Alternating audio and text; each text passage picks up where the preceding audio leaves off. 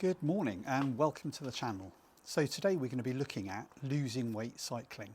So if you're someone who just wants to lose weight, or you're already a cyclist who's looking to lose weight to make yourself a bit more fit and a bit faster on the bike, keep watching for some top tips on how to lose weight safely as a cyclist.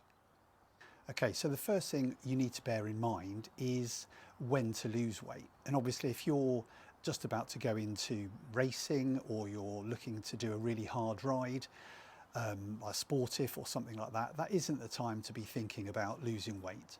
You really need to lose weight when it's sort of least important, you know, your performance on the bike is least important and you're just losing weight through exercise just to become more healthy, or you're looking to drop weight before the racing season or something like that, and you want to do it quickly but safely. Okay, so what's the first thing we could do? So the first thing you can do, although in a way the jury's out on this I think, is fasted rides. Lots of people do think fasted rides are a way to lose weight. So fasted rides are, for example, without having breakfast in the morning, you'd eat the night before, you'd fast through the night, you'd wake up and go for a ride, maybe an hour and a half, gently riding, probably zone 2, in other words an easy pace which you can talk at. And as you're doing that, you're sort of training your body, because it hasn't got much glucose or glycogen in your body because you've been fasting overnight, you're training your body to actually start using fat. And a lot of cyclists do use this. The actual sort of empirical evidence for how effective it is remains to be seen. I think it's something you need to, try, give it a go, see if it works for you. But fasted rides are one way of forcing the body to start using some fat.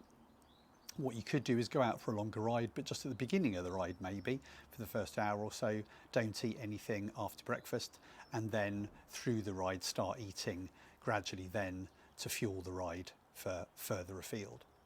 So one of the key things to remember is basically you're burning calories. So as long as you're riding and exercising, you will be burning calories. And if you're burning calories, that's bound to help you lose weight as part of a whole health program.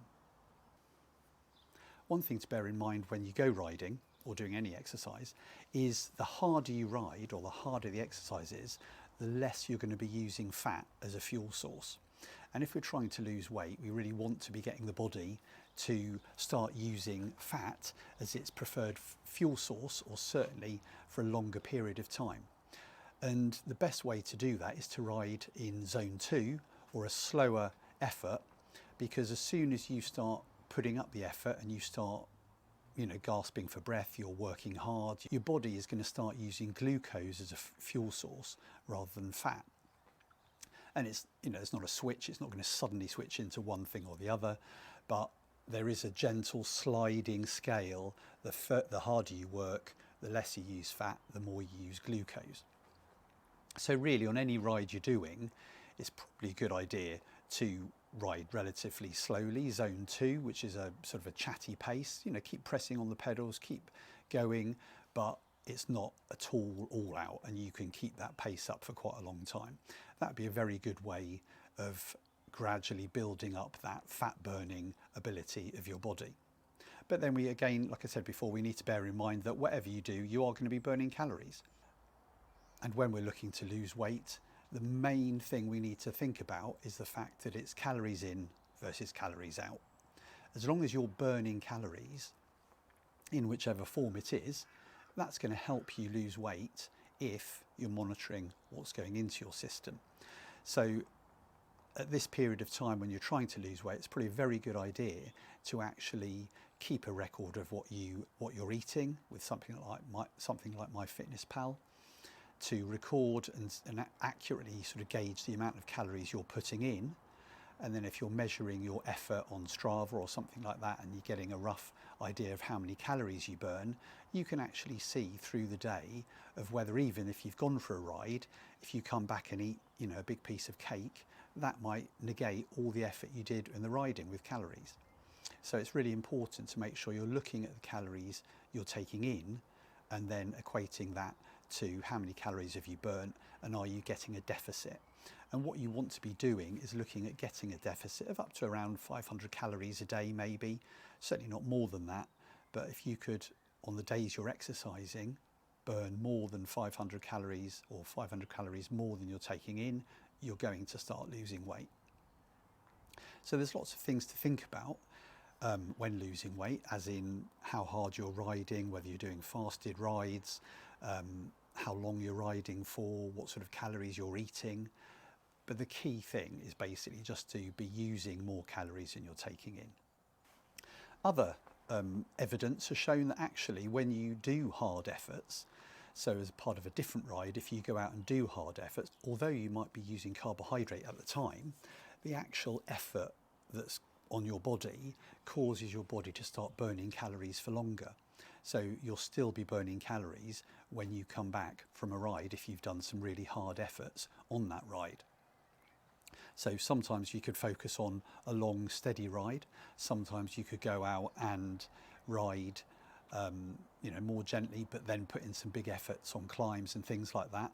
And that's quite a good, well-rounded approach to losing weight.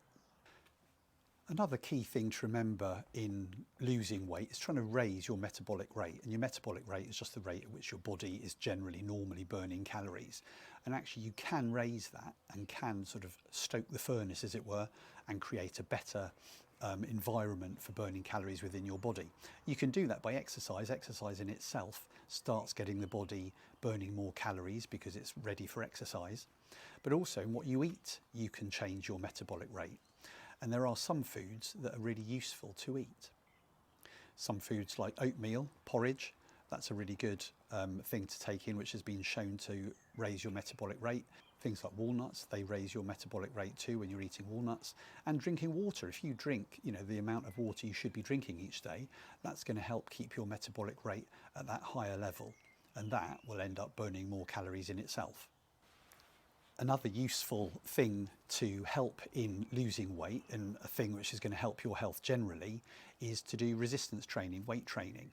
Because basically if you have bigger muscles are going to be using more energy than smaller muscles. And fat on your body doesn't use any calories at all, it's just storing calories. Your muscles actually burn calories. So if you can increase your muscle mass by doing weights, by doing resistance training, having a bigger musculature will actually help your body burn more calories, which again will just generally lift your metabolic rate.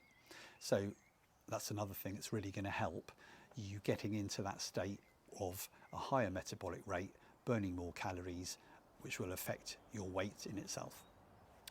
And lastly, another thing to look at is what you're actually eating on the bike.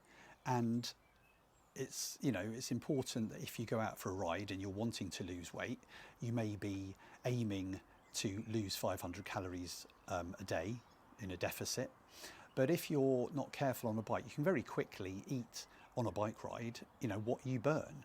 If you go for an hour's easy ride, you might be burning sort of 500 calories, something like that. Obviously it depends on how big you are. The bigger you are, the more calories you're going to be burning. But if you burn, say, 500 calories in an hour, and then you have a coffee stop at the end and you have a nice, latte and you have a piece of cake, you might end up actually taking in as many calories as you burnt on the ride. So it is important, again, to be sort of taking note of what you're eating, looking at those calories and comparing it. And the more you do that, the better you get at judging what you can eat on a ride or how many calories you may have burnt.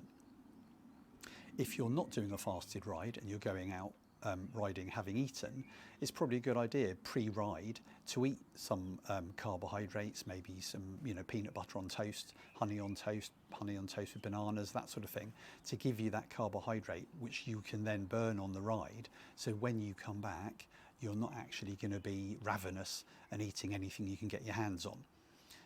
That's the classic thing of, you do a ride and you think, oh, I've burnt loads of calories, I can eat something, but then you overdo it.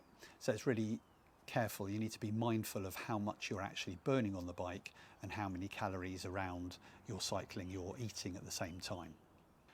And also don't forget that when you're losing weight, you may be looking at yourself thinking, I'm not actually losing any weight, my weight's the same on the scales, but it's more about body composition. And it's important to remember that if you're doing resistance training, if you're doing more cycling, you actually might be staying the same weight, but your body composition may be changing because you'll be gaining muscle with resistance training, and cycling is going to tone up your leg muscles and make those stronger. And so you might be gaining weight in muscle, but you might be losing weight in fat. So it's probably important to bear that in mind and do, use calipers to measure fat on your body if you're really serious about losing weight, just to actually see how much you're losing. There's various websites where you can use calipers on certain parts of your body, take a measurement, and that can actually tell you, a rough guide to percentage of body fat. And you might find when you're cycling, even though you're staying about the same weight, your actual body composition is changing and you are becoming fitter and healthier. Okay, so I hope you found those tips useful. If you've got any comments of how you've managed to do that or any questions, please put them in the comments below, and I'll see you next time.